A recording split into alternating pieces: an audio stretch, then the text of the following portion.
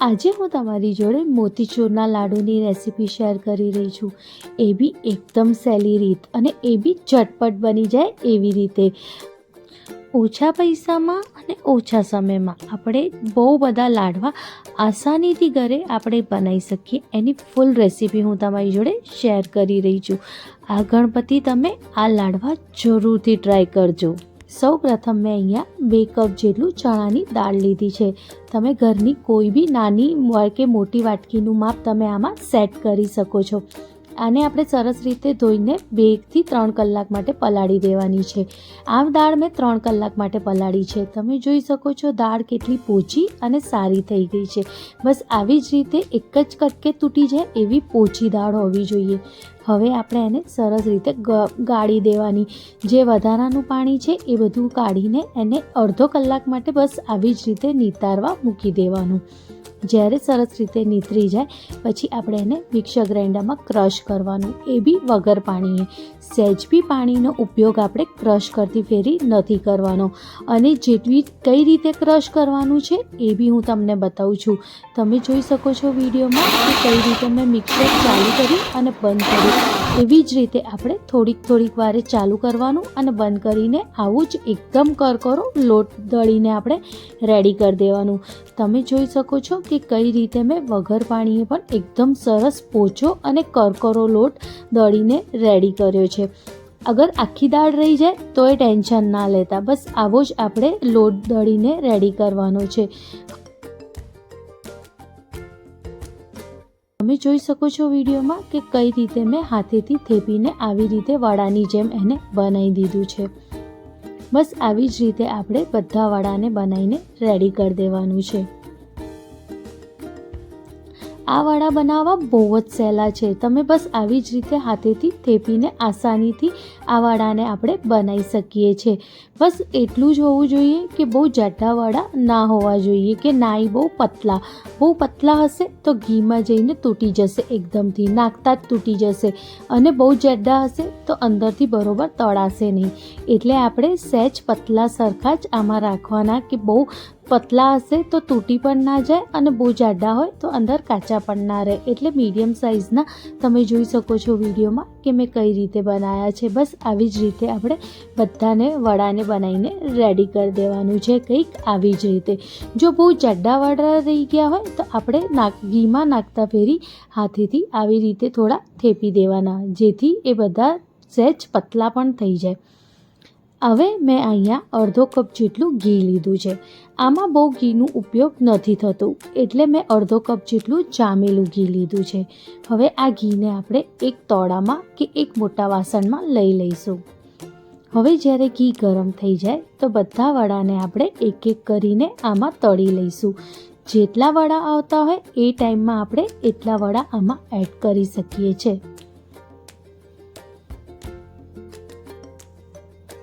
હવે golden brown થાય ત્યાં સુધી આપણે વડાને તળવાનું છે, પણ આપણે ગેસની ફ્લેમ એકદમ મીડિયમ રાખવાની છે। નાઈ બહુ લો કે નાઈ બહુ હાઈ, બસ મીડિયમ ફ્લેમ ઉપર આપણે બધા વડાને સરસ રીતે તળી લેવાનું છે।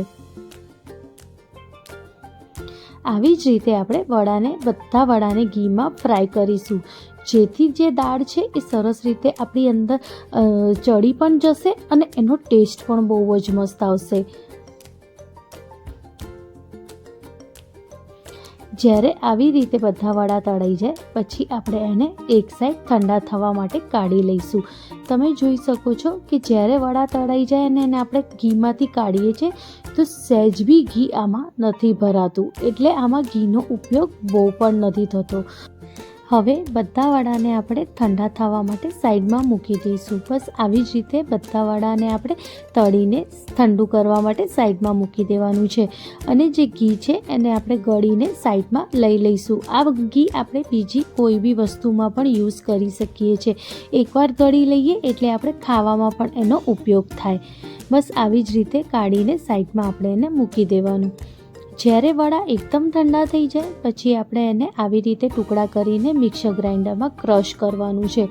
ક્રશ કરતી ફેરી પણ હવે અત્યારે પણ આપણે જેવી રીતે પહેલાં દાળને ક્રશ કર્યું હતું એવી જ રીતે અત્યારે આને પણ ક્રશ કરવાનું છે. મિક્સર ગ્રાઇન્ડર ચાલુ કરવાનું છે, થોડીક વાર પછી બંધ કરી દેવાનું છે. અને જેવી રીતે એકદમ ઝીણી બુંદી હોય છે બસ એવી જ રીતે આ એકદમ ચૂરો બનીને રેડી થઈ જાય છે.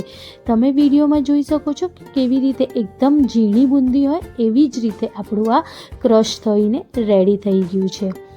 હવે આપણે ફરીથી એક તોડામાં જેટલું આપણે દાળ લીધી હતી એટલી જ આપણે અહીંયા ખાંડ લેવાની, એટલે 2 વાટકી જેટલી ખાંડ લેવાની અને 2 થી 2.25 વાટકી જેટલું આપણે આમાં પાણી એડ કરવાનું.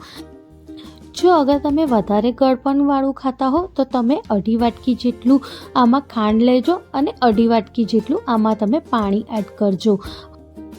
હવે આપણે આમાં 1 ચમચી જેટલું એલાયચીનું પાવડર એડ કરીશું અને સરસ રીતે આપણે એને મિક્સ કરીને ઉકળવા દઈશું. જેમ ઉકળવા આવે ત્યારે આપણે આમાં ફૂડ કલર એડ કરવાનું છે. જે ઓરેન્જ કલરનું ફૂડ કલર આવે છે એ થોડુંક જ આપણે આમાં એડ કરીશું. હવે એને સરસ રીતે આપણે ઉકળવા દેવાનું છે.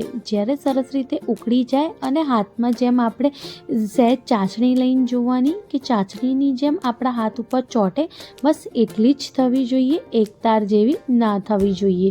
જો તમે જોઈ શકો છો કે કેવી આપણા હાથમાં આ ચાસણી ચોંટે છે, બસ આવી જ ચાસણી થાય ત્યારે આપણે ગેસની ફ્લેમ એકદમ ધીમી કરી દેવાની અને 2 થી 3 ટીપા જેટલા આપણે લીંબુના રસનું એડ કરવાનું, જેથી જે ખાંડ છે એ અંદર જામે નહીં. હવે જે આપણે ચૂરો રેડી કર્યો હતો એ ચૂરાને આપણે આમાં મિક્સ કરીશું અને બધાને આપણે સરસ રીતે મિક્સ કરી દેવાનું છે. હવે જ્યારે આપણે સરસ રીતે મિક્સ કરીએ ત્યારે આપણે ગેસની ફ્લેમ એકદમ મીડિયમ કે હાઈ નહીં, એકદમ લો હોવી જોઈએ અને એકદમ સરસ રીતે મિક્સ કરવાનું છે. જ્યારે સરસ રીતે મિક્સ થઈ જાય તો આપણે જે ઘી યુઝમાં લીધું હતું એમાંથી 2 ચમચા જેટલું ઘી ફરી આપણે આમાં એડ કરવાનું છે અને સરસ રીતે એને 2 થી 3 મિનિટ માટે ચાલુ ગેસે રહેવા દેવાનું અને સહેજ આપણે એને સિજાય એવી રીતે થવા દેવાનું. જ્યારે આપણે ઘી નાખીશું એટલે સરસ રીતે ઘી પણ ઓગળશે અને એકદમ સરસ રીતે મિક્સ પણ થઈ જશે. જ્યારે આ બધું થઈ જાય પછી આપણે ગેસની ફ્લેમ બંધ કરી દેવાની અને ઢાંકીને 15 મિનિટ માટે આપણે એને સિજાવા દેવાનું, જેથી જે બુંદીમાં જે બી ચાસણી છે એ સરસ રીતે મિક્સ થઈ જાય. 15-20 મિનિટ પછી જ્યારે મિક્સર બધું ઠંડુ થઈ જશે તમે જોઈ શકો છો કેટલું છૂટું અને કેટલું સરસ આ આપણે બુંદીના લાડવાનું મિક્સર બનીને રેડી થઈ ગયું છે. હવે મેં અહીંયા 8 થી 10 કાજુ લીધા છે અને એને એકદમ ઝીણા ઝીણા સમારીને આમાં એડ કર્યા છે અને હવે બધાને આપણે સરસ રીતે મિક્સ કરી દઈશું. તમે ઈચ્છો તો તમે આમાં બદામ, પિસ્તા ગમે તે ડ્રાયફ્રૂટ તમે આમાં નાખી શકો છો. બસ આવી જ રીતે હવે આપણે એને થાળીમાં કાઢી લઈશું અને એકદમ સરસ રીતે ઠંડુ થવા દઈશું.